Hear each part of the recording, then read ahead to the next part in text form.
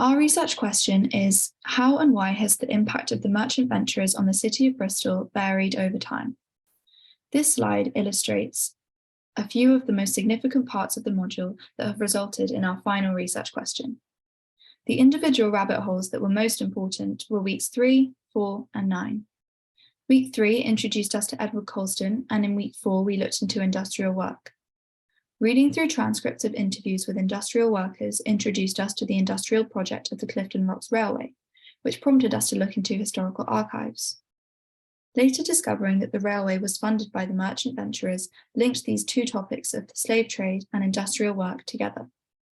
Additionally, content from week 9 was key to our question, because exploring the Know Your Place website allowed us to look at Bristol as an industrial and post-industrial city, resulting in our research question involving past and present elements. The bottom of the slide shows just a few of the lines of inquiry we developed before finalising our question. In week 2, we investigated the transatlantic slave trade, returning as a topic of conversation in 2020, where the statue of Edward Colston was pulled down. In his mid-40s, Colston became involved in the Royal African Company for 12 years as a major investor, manager, and deputy governor. During this time, thousands of enslaved Africans were transported on RAC ships. In week 3, we watched a video on the Colston statue falling down. The camera shots from different perspectives showed the cheers, conveying a sense of relief as his legacy was being removed. It was particularly notable when someone taped a sign to the plinth, as it brought about attention to the victims of slavery. Like the tearing down, a similar sense of relief came about in 2017, where a process commenced to rename Colston Hall Bristol Beacon. The organisations say it is a chance to play our part in creating a fairer and more equal society. While Colston left £71,000 to charity at his death, we believe that presenting Colston as a philanthropist is incredibly disrespectful to the people he assembled into slavery. We then explored Colston's relation to the Society of Merchant Venturers. After his father's death, he joined the society in 1683. In 1552, Edward VI granted a royal charter, awarding some merchants a limited monopoly of trade beyond the seas, giving the society the ability to become heavily involved in the slave trade. From the 17th century until 1848, the society controlled the city docks, expanding the quays as trade increased. When trade with the West Indies and Africa grew at this time, it relied on trafficking enslaved Africans for tobacco plantations, suppressing local growers.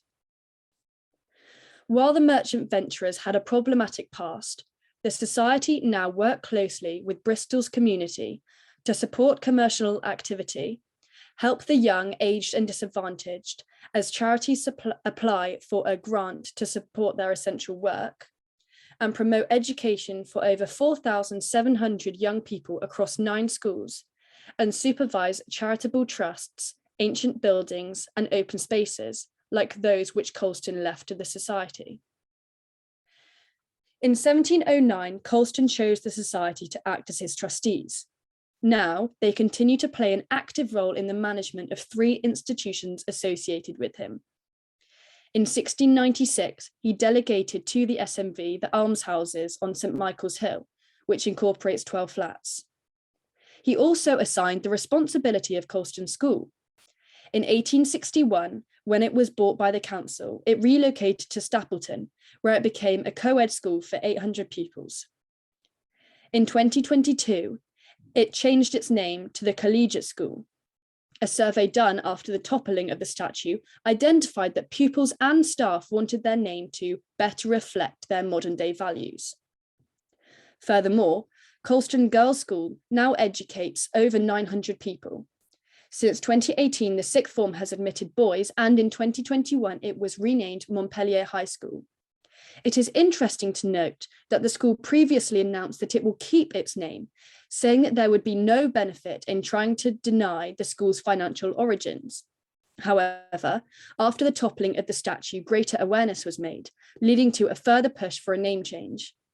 While Colston's involvement in the slave trade is unforgettable, it is undeniable here that his practices have benefited many young students, giving them opportunities that they may not have without these schools. However, there is much controversy surrounding the society. This is because despite their support in schools, their active role in governance, and their work in charitable causes, there are many mixed opinions. People such as Christine Townsend, who is a councillor in the Green Party, believe that the merchant venturers need to get out of our democracy. Townsend was one of the founding members of Countering Colston, which is a campaign with the aim of decolonising Bristol. She believes that they are telling untruths about their past and Edward Colston to children, and that they are wrongly educating the youth who are placed into private school. Overall, she has strong beliefs about the value of their presence and clearly thinks that they are no longer relevant or appropriate as a society. After looking at the oral historical records from Dolly Gray's life in industrial Bristol in week 3, we noticed the Rocks Railway in one of Dolly's recounts of his memories as a boy with his father, noting that coming back from work, they would go down to the Rocks Railway and go that way. This small mention of the railway sparked us to dive into more depth of the purpose of the railway. We also discovered that it was linked to the merchant venturers, and therefore decided to investigate it further, as it linked perfectly with our line of inquiry. With further research, we realised the Rocks Railway was one of the investments made by the Society of Merchant Venturers, opening on the 11th of March 1893 and operating for 40 years. The proposal was placed before the Society of Merchant Venturers for the inclined railway on the 26th of September 1890 by Mr. George Nunes, who was an MP. When visiting Bristol, we noticed there were 2 entrances to the upper station, one at the junction of Princess Lane and Syon Hill, and the other onto Syon Hill itself, not far from Clifton Suspension Bridge. The lower station is constructed on Hotwell Road, flush to the cliff face, with ornate pillars decorations. It is clear the railway could have been constructed in a far easier manner if it was constructed externally, but there was a desire to retain the aesthetic landscape and thus the railway was constructed inside of the rock of the Avon Gorge. At the entrance to the railway, there was an archway in which on the back we noticed there was a timeline with a series of names such as Sir George White transcribed on it. However, following their investigation, they had little link to the Society of Merchant Venturers, thus deciding to abandon this rabbit hole. The final question to ask is, why was the railway actually constructed? The final proposal was accepted for the railway by the merchant venturers on the grounds that Mr. George Nunes agreed to try and resurrect Clifton as a spa town, alongside the railway's primary use being for the Avon Gorge Hotel. The 500-foot underground funicular railway was primarily built to transport people from the docks and the Hotwells to Clifton itself, with the majority of its passengers being guests of the Avon Gorge Hotel, all part of Mr. George Nunes' plan to resurrect Clifton as a spa town. Bringing the Clifton Rocks Railway and the merchant venturers further through time, the site was used after closure in 1934 as a broadcasting base for the BBC during the Second World War. It provided a safe shelter for hundreds of broadcasters in Bristol. A large amount of excavation work had to be conducted into the rock, and this significant transformation shows how the merchant venturers impacted the use of the city well beyond their founding in 1552, because their initial investment in the building of the railway ultimately provided the suitable location in 1941. Today, their impact has been notable in a social sense. For example, the merchant venturers have been strongly criticised for trying to distance themselves and minimise the involvement of their historic figures in the transatlantic slave trade. At the same time, the merchant venturers argue that their governance of local schools shows their commitment to protecting the future of the city and its people. This conflict highlights how they have had more of a social impact on the city of Bristol over time, with controversies surrounding the society causing tension amongst local organisations.